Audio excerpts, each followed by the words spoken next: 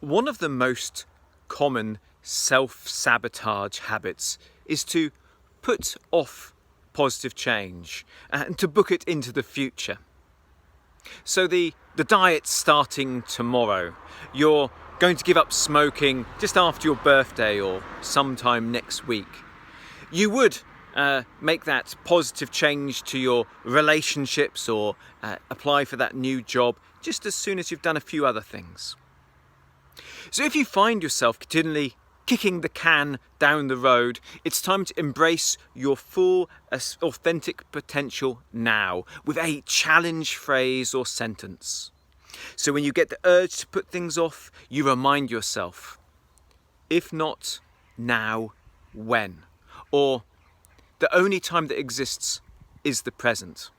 Use this to protect your mind and embrace this moment.